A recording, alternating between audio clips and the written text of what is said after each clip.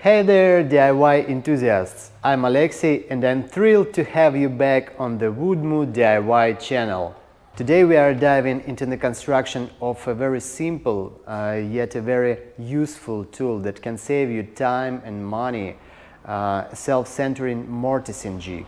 While there are numerous versions of this jig available on YouTube, I'm excited to share with you my own take on it. I personally need this mortising jig for an upcoming major project, which I've almost finished.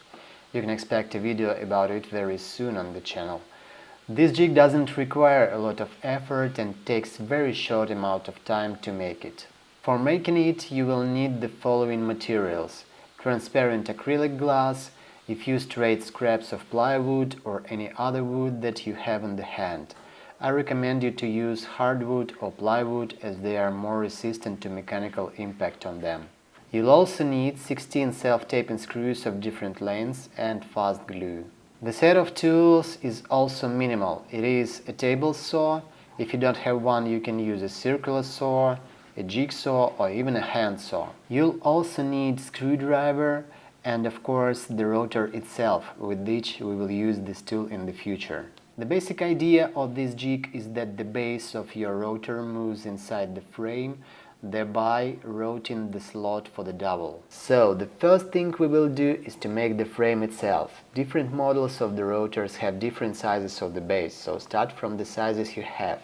I decided I wanted a 3 cm or 1.25 inch groove, since this size will work for the most of the workpieces I will be using. You can make the grooves any length that you need. To make the frame, I cut a sheet of acrylic glass. A regular wood disc does the job just fine. I then cut pieces of plywood for the frame and glued them onto the acrylic glass. I fixed everything with self-taping screws to make it more secure. The next step is to make a groove in the acrylic glass. To do this, I fixed the frame to the workbench and use a rotor to cut out the groove. It is important that the movable elements are the same thickness as the acrylic glass. This will ensure a tight fit of the tooling to the workpiece. To do this, I saw the plywood pieces lengthwise.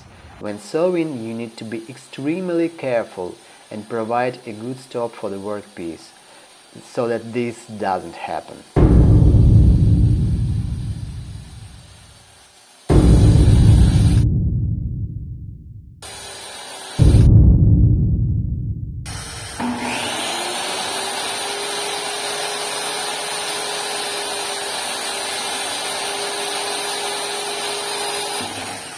Next, I marked the center relative to the sawed groove. Then I cut bars of dense wood angelim, which is a Brazilian specialty, and it's similar to oak in its characteristics.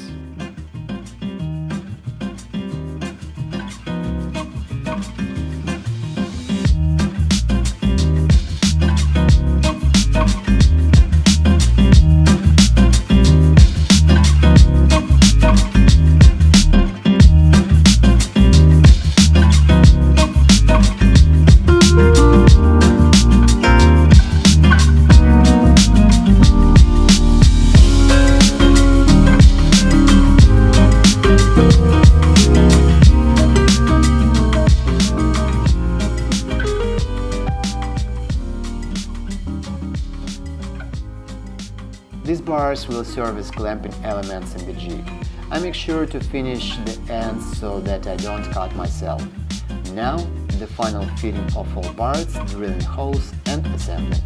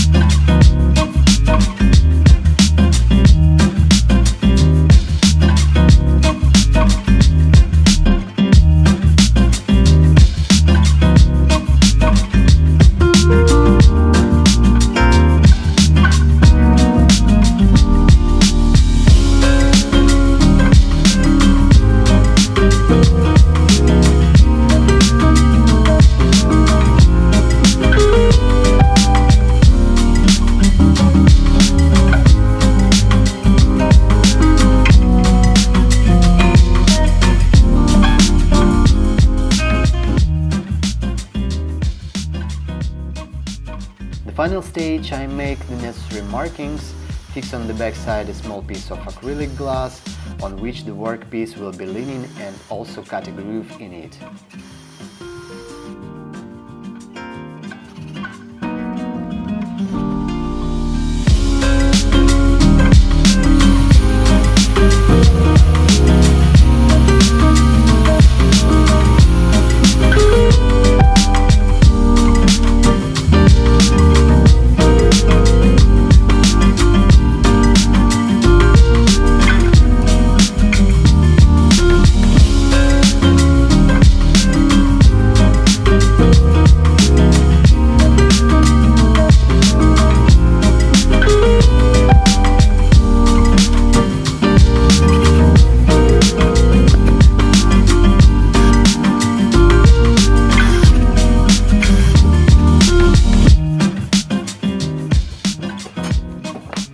Now it remains to test the jig in action. Everything works great. I'm happy with the result.